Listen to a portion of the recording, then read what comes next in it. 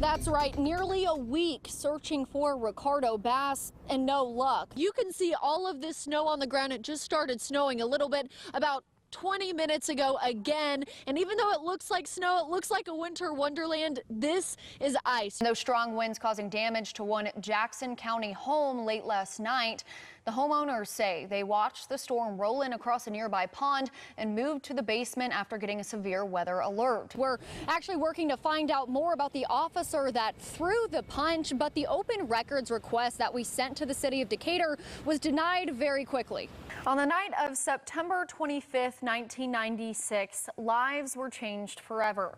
4 people were killed in Madison County in a mass shooting in what's known as the cell phone murders. I've been here since earlier this morning, but that incident happened much earlier, around 2:30 a.m. when gunfire rang out here at the Mueller facility.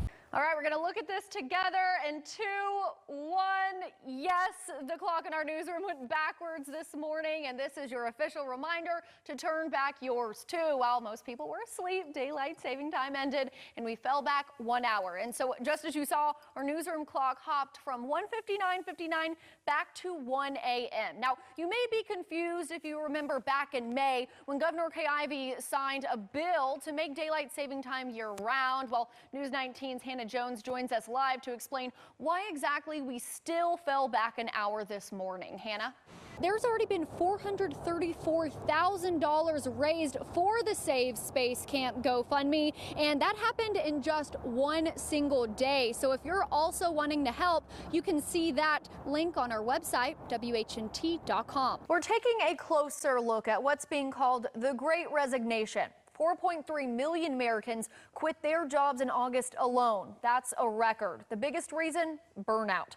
It's cool and it's definitely Would you do that? Scary. I think I would go if I'm with people. Oh, come on. It has to be a big group. Would you? Got to do it by By yourself? By yourself. Oh, very impressive. I mean, there's a front door and there's a big door. At some point you get out, right? Yeah, at some point. I spoke with one Athens couple who spent much of their night stuck in their storm shelter right beyond these trees. And we're following breaking news from last night. 7 separate fires in Huntsville, all being investigated for arson. Barriers posted right there preventing anyone from driving down this road and up the mountain. And you can also see Morgan County Sheriff's Office posted stopping anybody who might come through. Okay, so that's honestly not really my speed. Yeah, no. Dessert for breakfast definitely is. And that's the thing with MPS. The only difference between Brandon and I is one missing enzyme. Isn't that right, Brandon? Well, Greg, I'm actually here where that tragic shooting happened, right behind Southgate Mall. Of course, it looks a lot different this evening. You can see balloons, flowers, plenty of signs, all in remembrance of Sergeant Nick Reisner. Now, according to Muscle Shoals Police, it all started Friday afternoon when the shooting suspect was driving a vehicle on Avalon Avenue in Muscle Shoals. That suspect, Brian Lansing Martin, who you see on your screen now, police say he got into an argument with his passenger, 58-year-old William Clare Mealback Jr. According to a family member, the two were roommates. During the argument, police say Martin shot Mealback and then threw his body out of the vehicle. Police say Martin then stole another vehicle. After witnesses were able to provide a description of the stolen vehicle, officers with the Sheffield Police Department located Martin behind Southgate Mall. According to authorities, Martin started firing his gun at the officers, hitting 2 of them. One of those officers, Sergeant Reisner, was killed. The other officer who was hit is Lieutenant Max Dodson, who has since been released from the hospital. Brian Lansing Martin was also shot during the exchange, but he remains in stable condition. We reached out to the Alabama Law Enforcement Agency, who is conducting the investigation, on an update, but we have yet to hear back. We asked about body camera footage as well as surveillance video from around the area. Now, I mentioned Martin was released from jail, having served only roughly a third of the time he was sentenced to. Well, News 19 has been looking into his background, and we'll have reaction from the state's top law enforcement officer in just a few minutes. Live in Colbert County, Lauren Harksen, News 19. I spoke with Decatur Police and Huntsville Police today, but I also spoke with a woman who works at the Decatur gas station where one of those robbery murders happened. And with Ricardo Bass still out on the loose, she tells me she's scared. 3 shots at Pump 2, resulting in the death of a customer of the Wavaho gas station on Wilson Street in Decatur. That's what a worker told News 19 Wednesday. Though she didn't want to go on camera, she repeated several times that she was scared. The suspect on the run? Ricardo Bass. He's wanted in Decatur, of course, because of the shooting situation that happened on Thursday. Huntsville police have also connected him to a fatal shooting that happened earlier that morning. It all started Thursday morning in Huntsville when a call came in around 5:50 a.m. of a dead body found on McVeigh Street. It was later confirmed the victim, Jeffrey Cardin, was robbed before being killed by a gunshot wound. Huntsville Police Department told News 19 that Cardin was picking up a co-worker for work when the incident unfolded. Then only a few hours later, in Decatur, another robbery shooting. Around 6:20 a.m., Decatur police responded to the Wavaho gas station. There, officers found a man, dead from gunshot wounds, later to be identified as Mark Nicholson. Investigators say the shooting stemmed from a robbery. A Wavaho employee tells News 19 Bass walked around the food market, seeming like he was going to buy something, before leaving, walking up to Nicholson at Pump 2 to get money, before shooting 3 times. She described seeing all of this on surveillance footage. Video that Huntsville police later saw and identified the suspect in both homicides as 40-year-old Ricardo Bass. The U.S. Marshal Service is offering a $5,000 reward for anybody with information leading to his arrest. Irene Cardenas-Martinez with Decatur Police says those tips are crucial. It's really important for the community to reach out if they have any information or credible tips, just because we can't be everywhere. That's really what it comes down to. We really do rely on the community to come forward.